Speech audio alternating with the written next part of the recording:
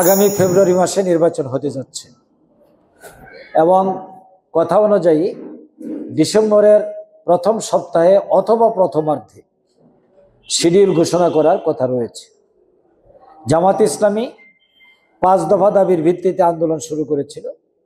প্রথম দফা ছিল যে আমরা সারা বাংলাদেশের জনগণের প্রত্যাশা ছিল এটাই যে জুলাই সনদকে আইনগত ভিত্তি দিতে হবে। আলহামদুলিল্লাহ, আইনগত ভিত্তির একটি পার্ট শেষ হয়েছে। আইনগত ভিত্তি কেন দিতে হবে সেটা একটা বিরাট আইনি প্রশ্ন, তার জবাবও অনেক লম্বা। আমি প্রাসঙ্গিকভাবে এখানে উল্লেখ করতে চাই, 2024 সালে ডামি অভ্যুত্থানের মধ্য দিয়ে তার পতন হয়ে গেল। গণ অভ্যুত্থানের মাধ্যমে পতন হওয়ার পর কারা রাষ্ট্র চালাবেন এর কোনো বক্তব্য সংবিধানে লেখা নাই। গণ অভ্যুত্থান হবে এটাও সংবিধানে লেখা নেই। পৃথিবীর গণতান্ত্রিক আন্দোলনে গণ অভ্যুত্থান, গণতান্ত্রিক আন্দোলন একটি স্বীকৃত ডেমোক্রেটিক প্রসেস।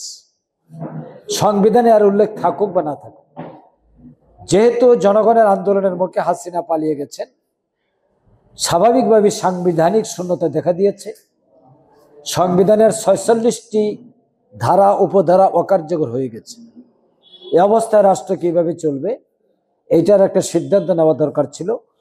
সকল রাজনৈতিক দল মিলে অন্তর্বর্তীকালীন সরকার গঠন করে তার ভিত্তিতে রাষ্ট্র পরিচালনার সিদ্ধান্ত নেওয়া হয়। বাস্তব কারণে এই সিদ্ধান্তটি আইনগত ভিত্তি দরকার ছিল। আর আইনগত ভিত্তির প্রথম ধাপ হলো প্রেসিডেন্সিয়াল একটি অর্ডার, রাষ্ট্রপতির একটি আদেশ, অধ্যাদেশ না আদেশ, এবং এই আদেশের উপরে গণভোট। অনেক আন্দোলন সংগ্রাম করার পর প্রেসিডেন্টের আদেশটি হয়েছে। এই আদেশের উপর গণভোট, এটা পিছিয়ে আমরা বলেছিলাম নির্বাচনের আগে, পার্লামেন্ট নির্বাচনের আগে। কারণ গণভোট হয়ে গেলেই এই সরকারের বৈধতা, এই সরকারের গৃহীত সিদ্ধান্তের বৈধতা এবং এর আইনগত ভিত্তি পেয়ে যায়। তখন নির্বাচনটাও বৈধতা পেয়ে যায়, আর কোনো প্রশ্ন থাকে না। কিন্তু আমাদের ভিন্ন রাজনৈতিক দলের বন্ধুরা এই সত্যটি মেনে নিতে রাজি না হওয়ায় একই দিনে নির্বাচন, গণভোটের ব্যাপারে সরকার সিদ্ধান্ত নিয়েছে। আমরা এখনো একমত হই নাই। ইসলামী এবং সমমনা 8টি দল ঐক্যবদ্ধভাবে আন্দোলন করে যাচ্ছে।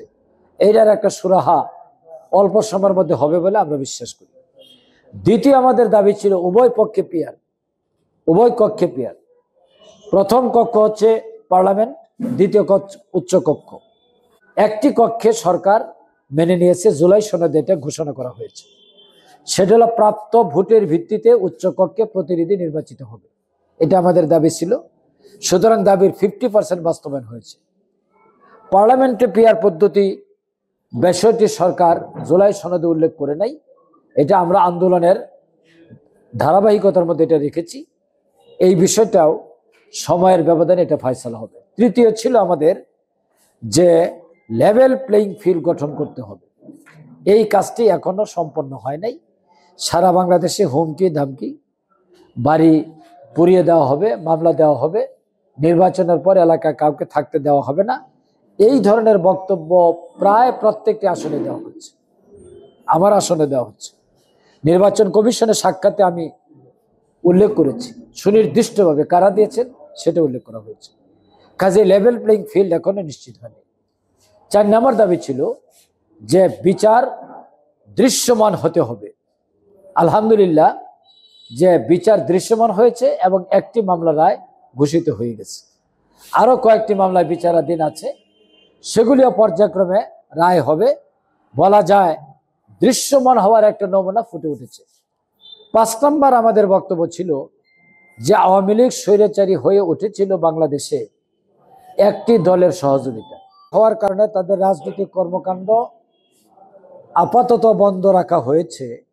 একই কারণে তার সহযোগী রাজনৈতিক কর্মকাণ্ডও বন্ধ থাকবে, এটাই স্বাভাবিক। বিষয়টি সরকারের সিদ্ধান্তের জন্য ছেড়ে দেওয়া হয়েছে। এই 5টি দাবি নিয়ে জামাত ইসলামীর আন্দোলন চলছে এবং তার সাথে যুক্ত হয়েছেন 8টি ইসলামী দল এবং সমমনা দল। আমরা আশা করি যে আমরা শান্তিপূর্ণ গণতান্ত্রিক প্রক্রিয়ায় যে দাবি দেওয়া চলছে একটা পর্যায়ে এটা সকলে উপলব্ধি করতে পারবেন এবং এই দাবি কার্যকর হবে, এটা দেশের জন্য কল্যাণকর হবে। এটা যদি বাস্তবায়ন না হয় তাহলে বিরাট একটা শূন্যতা থেকে যাবে, পরবর্তীতে এই জাতিকে প্রশ্ন